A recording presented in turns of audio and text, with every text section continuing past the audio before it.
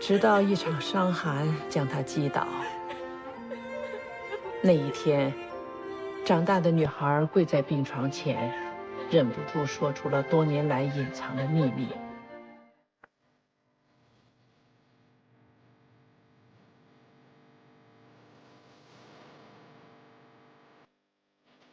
缂丝的工艺流程有牵经线、套扣、弯结、嵌后轴经、脱经面、嵌前轴经、烧经面、挑胶、打翻头、铸踏脚棒、门经面、画样、配色线、摇线、修毛头等10余道工序。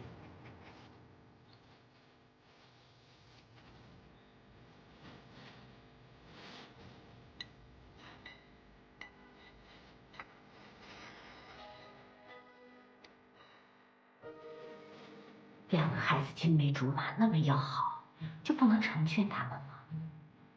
人家说她命硬，刑克丈夫，婚事断不能成。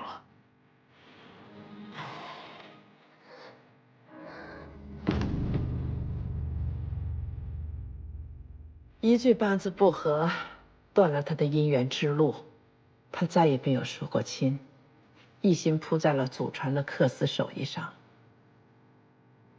只是，他还是习惯坐在窗下等那个人，尽管那个人再也没有回来过。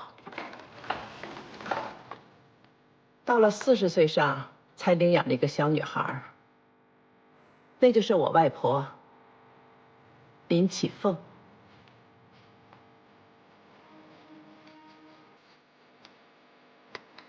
外婆常在客机旁，很自然地追随她的母亲学习缂丝。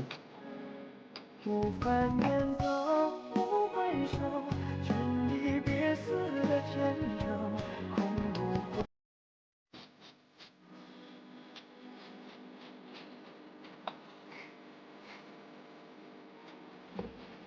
她接过了母亲手里的梭子，坐在那台古老的木机前，开始织啊织。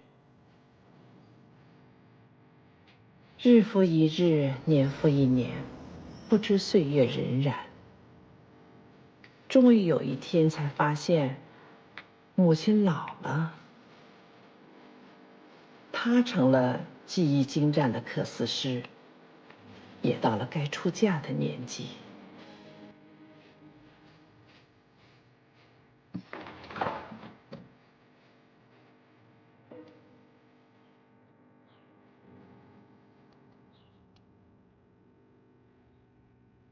她像那个年代无数平凡的姑娘一样，披上亲手绣的嫁衣，心头满是憧憬，等待着命运替她安排的丈夫。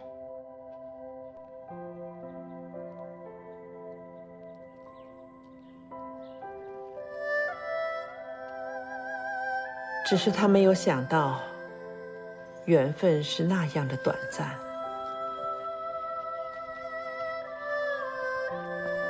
成婚的第2天，他就告别了新婚妻子，匆匆离开了家。那后来呢？打仗了，她的丈夫上了前线。她相信，终有一日，这场仗会打赢的，而她的丈夫也一定会平安的归来。她就等啊，等啊。也许，这就是邻家女人的宿命。最美好的时光，总是耗费在看不到尽头的等待里。那个时候，四处都在打仗，我外婆因为不愿意给日本人做缂丝腰带，迫不得已搬了好几次家。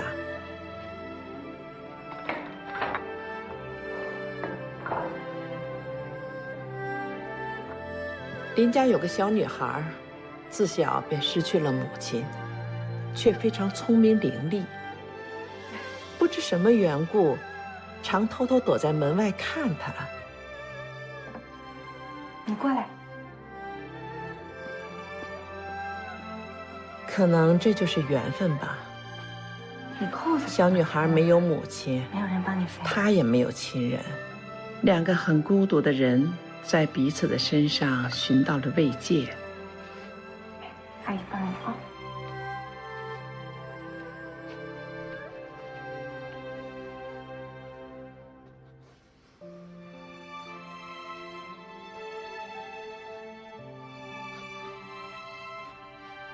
小女孩天天都来，很自然的便坐到了木屐前，拿起了那把梭子，开始学习外婆的缂丝。那要不然阿姨教你好了。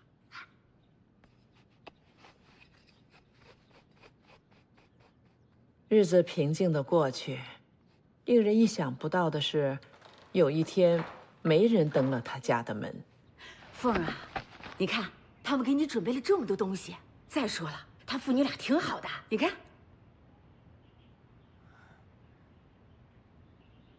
这孩子也喜欢你，只要你点个头啊，回头就把你们事儿给办了。这真的不可以，凤儿，你看他勤奋能干，是个过日子的好男人，你拿合适啊这些。凤儿，谢谢，合适的，不好意思啊，听我的啊。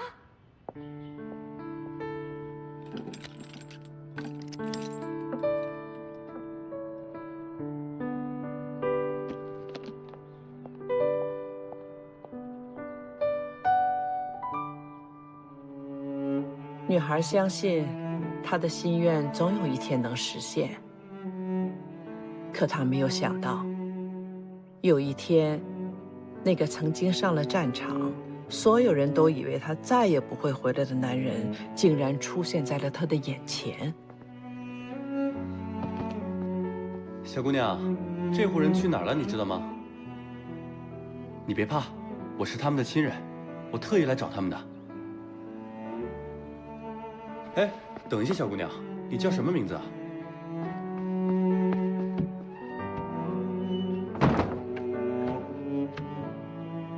那个男人是从东北来的，一路上很艰苦，银钱也用尽了。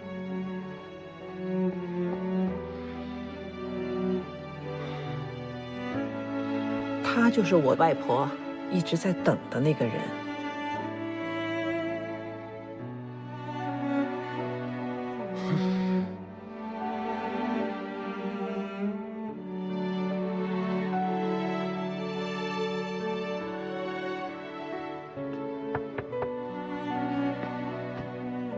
后来，小女孩跟他说，她不住在这儿了，改嫁了，嫁到很远的地方。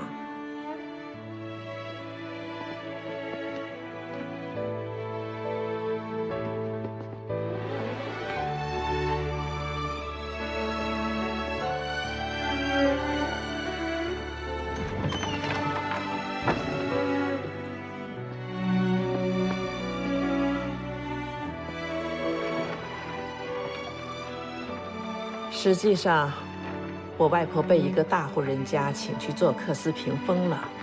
等她回来的时候，那个男人已经走了。那个小女孩为什么要这么做呢？她是希望她能留下来，做自己的妈妈。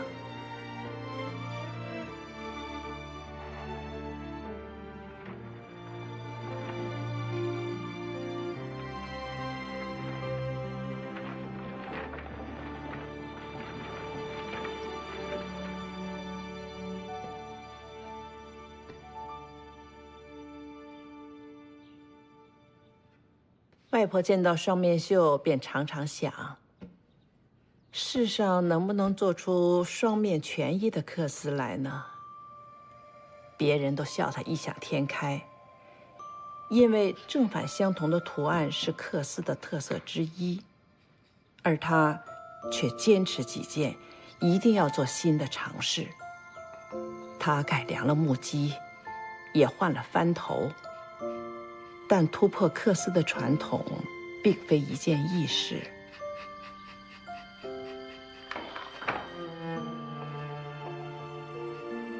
一次次的失败并没有让他放弃，他仍旧坚持做着双面异刻的尝试，就像他始终相信自己等待的那个人早晚有一天会回来一样。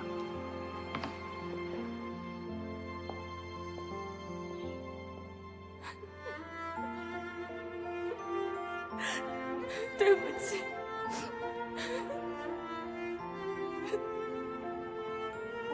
直到一场伤寒将他击倒。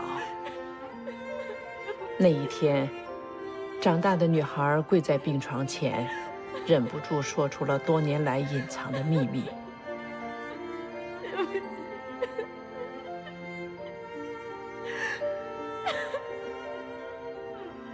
外婆没有怪她，反而把织机托付给她。